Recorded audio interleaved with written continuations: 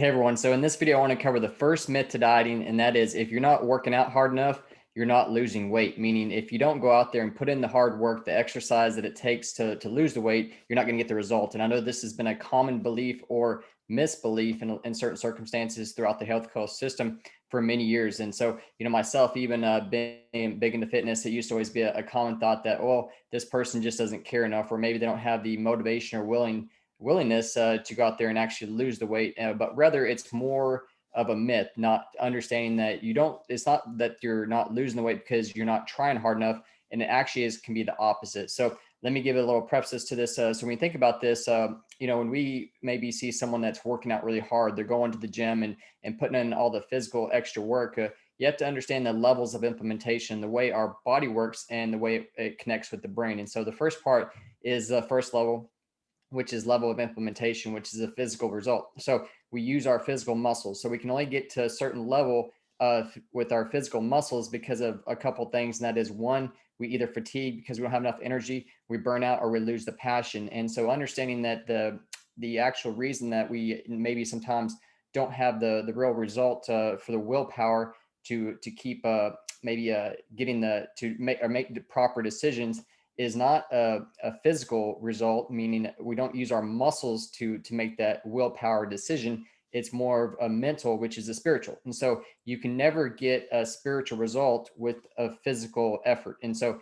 when you understand this concept, it actually makes it a lot simpler, because then you understand the pathways of, or maybe even the steps to take. So a lot of times it comes down to a few things that's going to throw off your willpower. And that could be either certain things from a diet, maybe their nutrition program, different toxins they've been exposed to, or stressors. And so I say stressors, it could be maybe even different exposures throughout life, different events, to where it's gotten into their belief system and how it affects them. So whenever you see someone maybe that either is struggling from losing weight, or they're having a hard time, a lot of times it's not, again, their decision, it's just their inability to control their decision. And so, I'll take, for example, when we have a lot of clients at our clinic, or our pain clinic, chronic pain, and a lot of times they may come in on a lot of different medications. Obviously, a weight gain is a number one issue for them, and inability to get it off. And a lot of times you think like, wow, this person has low back pain, or they struggle with chronic fatigue, or they have maybe 10 to 15 different diagnoses of diseases. And you start to think like, where is this person's willpower? Where's their motivation to overcome it? Yet they don't have that. And you see it over and over, to the point where they have the inability to make proper decisions when it comes to their own personal health care, but also inability to get off medications. And so you see this kind of a conflicting result, where it's a collaboration where they kind of work together, meaning the chronic pain, the chronic medication use, the chronic weight gain, it all feeds off of each other, to the point where it shuts down the decisions of this person to be able to make the proper decision, and their willpower to even get away from it. And so all of a sudden it's a very I would say a cycle that is that person is unable to get out of, and then fulfill their ability to get the result they want. So just know this, that any kind of result is and actually this is again, it's more of the willpower, the decision is more of a spiritual, meaning it's not from the physical effort. So when you think of, I'm just going to go to the gym and just try to work out extra hard, then you're going in the wrong direction. You're going to either lead to injury, you're going to lead to more pain, or you're also going to cause more inflammation throughout the body, which is part of the weight gaining process. And then you're also going to burn out, and you're going to lose your passion, and that's when people give up. So I want to share this with you real quick, that way you at least can see partly what this looks like. But so with the myth and understanding, it's not that you're not losing weight, you're not trying hard enough. It is, again, understanding that it's due to either the lack of resources that we have to pull from our ability to make the willpower decision, which is a spiritual result. So the poor nutrition, or maybe again the toxins that are exposed to us, and understanding the stressors, maybe different past events or experiences we have. And so when someone goes to this process and they're struggling to try to figure out how to lose the weight, it's really just trying to figure out how to really go back and reset. And so even like in maybe someone in business, and they're trying to master their business, you can use the same concepts. And there's three things that you have to understand for this. Is first, it's your mindset. Where is your mindset at to even make the decisions, the willpower, and everything that comes with it. Second is your skill set. What skills do you have to actually go out and implement this? And then third is your tool set. What do you have around you that you can use as resources? Well, the first question for me was always like, well, if mindset is such a big issue for so many people, and mental health is such a big issue for so many people, where is the question of why do people have this struggle with the mindset in the first place? And that is because you have to understand the process of our mindset is due to what, it's always goes back to the question of where did the problem originate? And so for your mind to actually function, for you to get that willpower, and for all the pieces and process parts of the brain to actually function, you have to have the chemistry in the first place, right?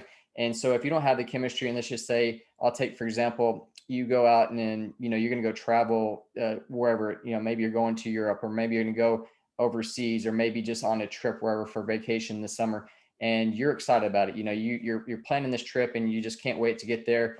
You have this anticipation, this higher level of thinking of energy, and so this energy gives you that excitement, and you feel good, and that releases what they call just different hormones throughout our body that actually make us feel good, like the dopamine, the serotonin, these feel good hormones. Well, you take that away, and all of a sudden someone goes in the reverse direction and say, let's just say that the trip got canceled. All of a sudden you feel this defeat. You're like, oh, I've been really planning this trip and now I can't go. Well, that's the same thing that happens in here. And so it's understanding when someone can't make those proper decisions, that willpower to overcome something or to make the right decision, it's because, again, they don't have the right chemistry within their body. And so we have to understand what can cause this. It could, again, be led to from the factors of poor nutrition, which is basically just putting bad processed foods into your body, stuff that's acidic.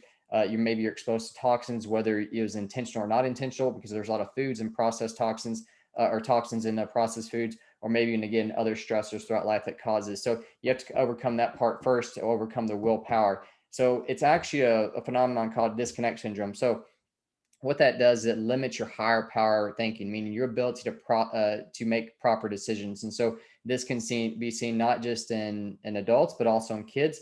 And so it eliminates the signals that get to the part of the brain, which is the main part of the brain that actually helps us do more higher level thinking. And so if you're one of those that struggles from higher level thinking, which comes along with people who gain weight, who have a hard time losing it, it's one of those that you become kind of foggy. You're not clear in your thought process, and you're not clear in being able to overcome decisions that you want to make. So this actually ends up shutting down our willpower, our decision making, and our ability to differentiate what's good versus bad. So, for example, what you'll see is maybe someone wakes up, they either maybe didn't eat the right thing the day before, or maybe just for some reason they didn't sleep as well. It's just they woke up tired, and all of a sudden they're going to grab maybe some kind of a sugary drink, or maybe maybe it's some kind of carb or fruit or something like that.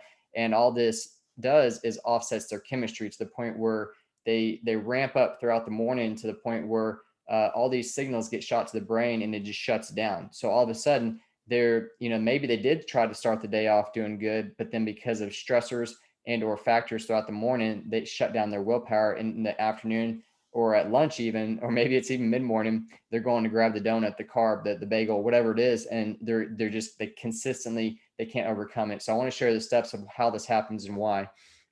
So there's three parts to your brain. You have to understand this is it's always about energy, and so wherever energy flows is where we're looking at of what's gonna make the decision making happen. And so the first part, unfortunately, gets probably takes a majority of it. It doesn't take a lot of energy from us, but it takes up the first part of it. And so it's your reptile brain. So it's your ability to regulate your temperature. So maybe you're hot or cold, just your ability to keep your metabolism going to a certain point. Also your electrical system. So meaning your nervous system, your autonomic nervous system. So things that we don't have to think about. So, if that's where, it's lower level, and all this stuff comes from ancient. So back in the Ice Age, how we've kind of adapted over the years and carried on certain things because it was just a basic of survival. And so you have to have the basics to survive, right? Which is breathing, your temperature regulation, and also having your nervous system work. And so whether it's your central nervous system or your peripheral too. So usually it always comes back to the center, like what are the main organs, what are the parts of the body that need to function,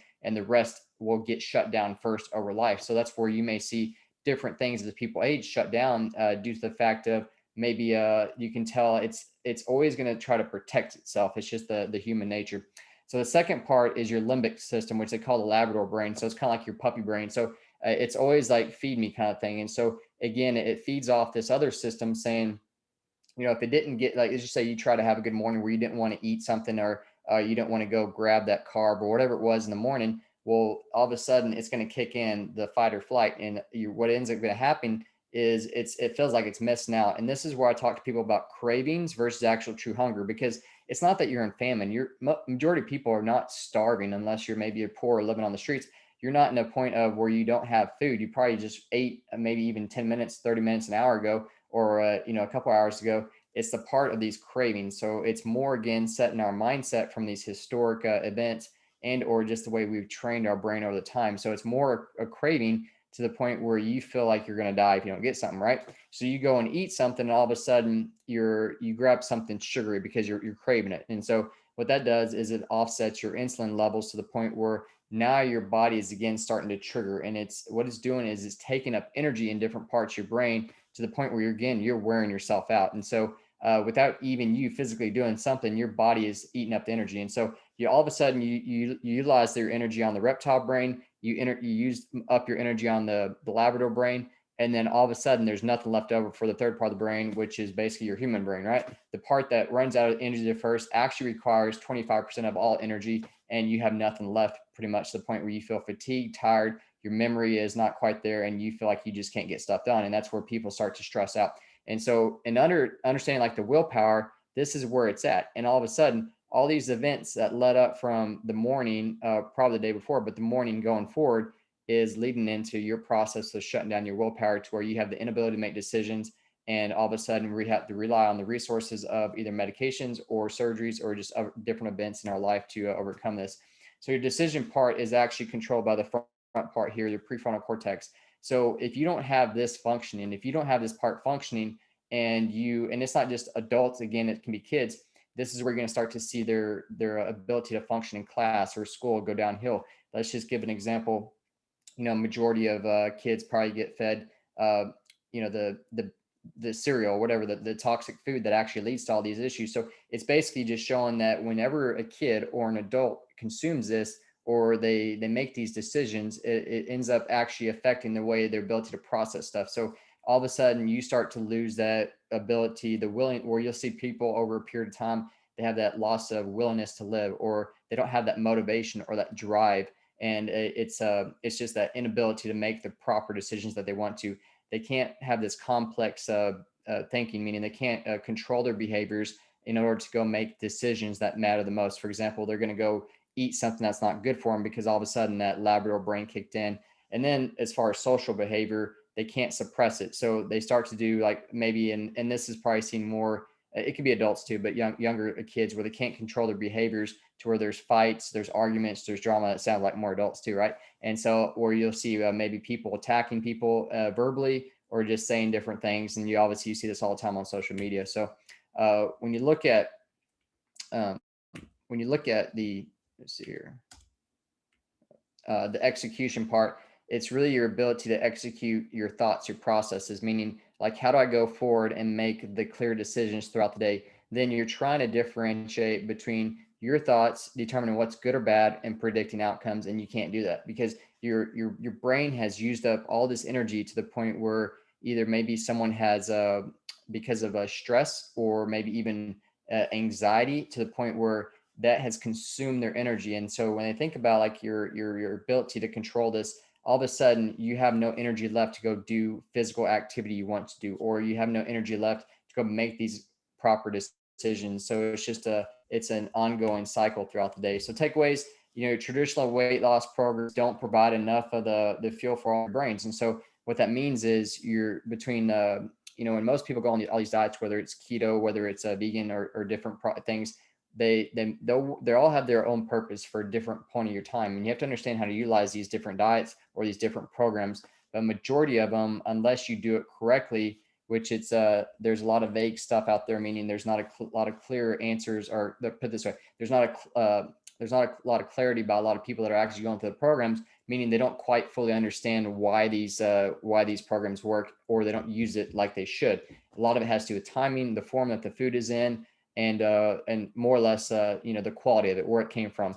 And so what ends up happening is they'll go on these programs and do traditional weight loss programs, but because of all these factors, they don't get enough energy to the right parts of the brain to the point where they still either maybe they get a result for a certain period of time, but then they never maintain that transformation, and they end up basically what it calls like a rebound effect, where they actually gain their weight back and then sometimes more, or they actually never really fixed the problem. And it was being able to control their willpower in the first place. So you can't always go back there and supply it, meaning it's just not gonna, you're not gonna be able to do it by just renewing your supply by because you want to. And so you may sit there and write it out as your goals, or you have a motivation to do it. That doesn't mean it's going to happen, because if you don't fix the chemistry in the first place, then you're never going to have that motivation, that willpower to get it done, which is that first part, which was the mindset that led to the skill set, led to the tool set. And so getting your chemistry right will actually increase your energy levels, balance out your hormones, and eliminate the food craving. So that is your goal, is understanding how to get your body to work for you, meaning how do you get your chemistry right to the point where you can make the proper decisions that you want without getting that burnout, and without thinking that you have to go out and work out physically extra, meaning extra hard, meaning from a physical standpoint, the implementation. So it's a lot simpler process than a lot of people understand. It's just going through the steps, knowing that it's not your, if you're not getting the results you want, it's not because maybe you're not trying hard enough. Now, there are certain cases where we'll see a lot of people that don't try hard enough, meaning they just don't get up and do anything at all. Because here's the thing: is one of the easiest ways to lose weight actually involves the least amount of physical work. And so once you understand that, then maybe it's more comforting to some people, thinking that, okay, because maybe, my mindset used to always be is like, you got to go work out extra hard to get the result, or you got to go put yourself through pain. And actually, that is probably the biggest, I would say, limitation to so many people from moving forward and having success in their programs, is because of this thought, meaning that they have to go be really physical with exercise. They have to go cause themselves pain, and they have to go to the point where it's exhausting and just sucks, right? So all of this to be said, that it's not because you're not working out hard enough, or maybe that you're not doing the work. It's because your willpower. And so willpower is definitely a real condition. And even though maybe your doctor may not believe that and thinks you just need another pill, you should probably question this even more and actually look into it, because it's your chemistry. And this affects, again, your mindset, which is your mental health, which a lot of people suffer from. So understanding this, when you can get this chemistry into place, then you have a better ability to make decisions and control these processes, also for your kids. So a big thing I would say is, if you want to really structure this and get more clarity on this, really focus at what you're doing throughout the day that is causing this to get offset. What is causing your chemistry? And again, those three main factors, again, were the diet, the nutrition that you're eating, the toxins that you're exposed to, and the stressors in your life. So if you can control those, you can actually control your willpower, and you can make better decisions for a better outcome. Thanks.